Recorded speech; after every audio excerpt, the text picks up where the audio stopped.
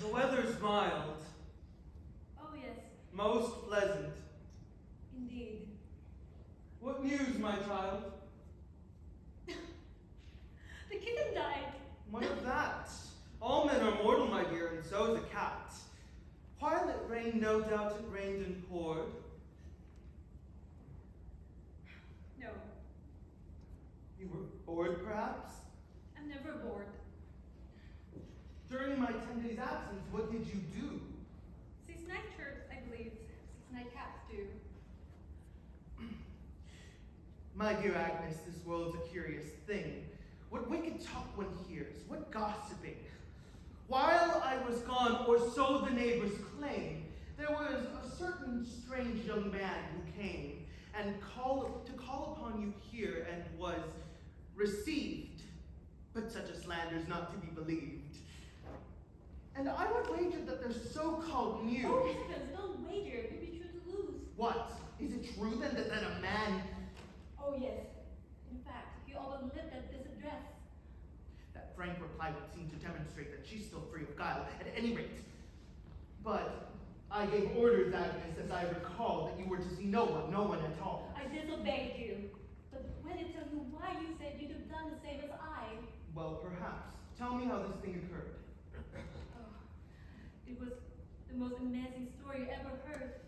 I was sewing out on the balcony in the breeze when I noticed someone strolling under the tree. It was a fine young man who caught my eye and made me a deep bow as he went by. I not to be convicted did a lack of manners, very quickly nodded back. At once he bowed to me again, and I bowed to him a second time, and then it wasn't very long till he met a third deep bow, which I of course repaid. And he left, but he kept returning, and when he passed, he bowed each time more gratefully than the last. While observing as he came and went, gave me but a fresh acknowledgement. Indeed, had the night not fallen, I declare it might be still sitting there and bowing back each time he bowed to me for fear that he think me less polite than he. Go on. Then an old woman came the next day and found me standing in the entryway. She said to me, "May heaven bless you, my dear, and keep you beautiful for many a year. God to bestow upon you such grace and charm did not intend those gifts to do men harm. You should know there is a heart which bears a wound that you have inflicted, unaware." Old witch! Old tool of Satan! Damn her hide! You said I would somebody, I cried. "Indeed, you have," she said. "The victim you see whom yesterday you saw from the balcony. But how could such thing occur?" I said. "Could I have dropped some object on his head?" "No," said she.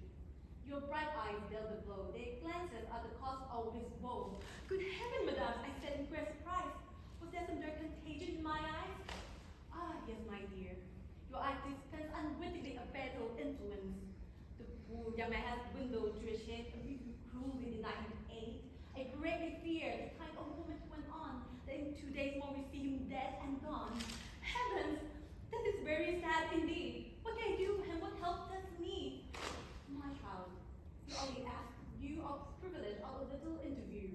It is your eyes alone which can now save him and cure him of the malady they gave him. If that's the case, he can refuse. I'll gladly see him whenever he may choose." Oh, kind old woman, oh, vicious sorceress, may hell reward you for your cleverness.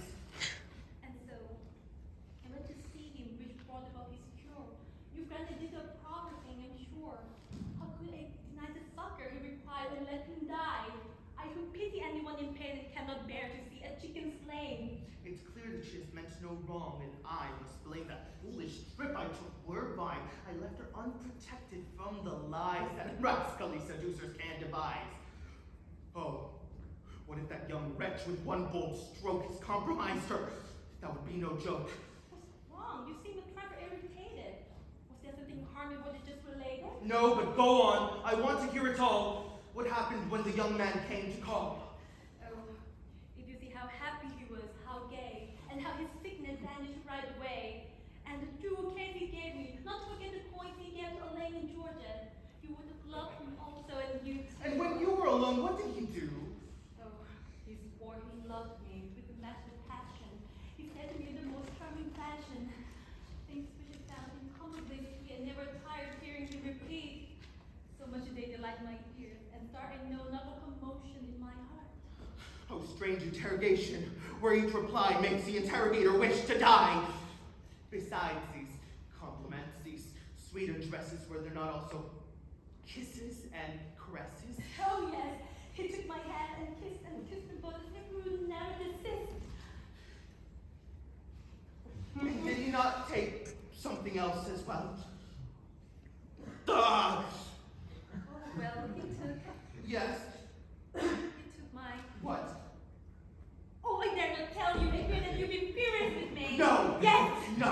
Then promise not to be. I promise. Well, he took. You have a fit. No. Yes. No. He took my. Oh, God save me. The pretty ribbon you gave me. Indeed, he begged it so that I couldn't resist.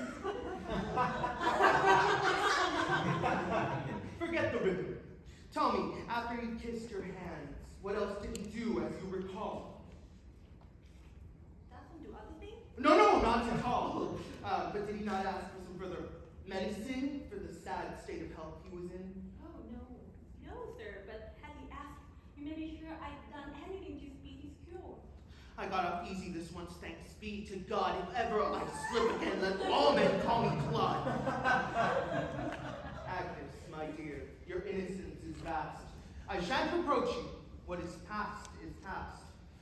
But all that trifler wants to do, don't doubt it, is to deceive you and boast about it. Oh, no, sir. He often assured me otherwise. But you don't know how that sort with eyes and cheeks, but to accept a jewel case and let some coxcomb praise your pretty face and be complacent when he takes a notion to kiss your hands and fill you with commotion is a sin for which your soul could die. A sin, you said. But please, sir, tell me why. Why? Because as all authority states, it's just such deeds that heaven abominates. Abominates? But why should the heaven feel so? It's all so charming, so sweet, you know. I never heard about this sort of thing till now. Guess what rapture this would bring. Yes, these promises of love undying, these sighs, these kisses are most gratifying, but they must be enjoyed the proper way. One must be married first, that is to say. Once you are married, there's no sin in it? That's right. Oh, let me marry then, this minute. Well, if that's what you desire, I feel the same. It was to plan your marriage that I came. What? Surely? Yes. Oh, how happy I shall be. Yes, whether life will please you, I foresee. You were intended me too? Yes, I do. Oh, sir, how kiss you that dream come true. And I'll return your kisses, every one. Oh, I'm not sure when people are making fun. Are you quite serious? Yes, I'm serious, quite. Is it to be married? Yes. Oh, sir, I owe you more than I can express. With him, my life will be pure happiness. With whom? With him. With him? Oh! Think again. You're rather hasty in your choice of men. It's quite another husband I had in mind. And as for him, as you call him, be so kind, regardless of his pitiful disease, as never again to see him again, if you please. When next he calls for, put him in his place by slamming the door directly in his face. Then, if he knocks, go up and drop a brick from the second floor window. That should be the trick.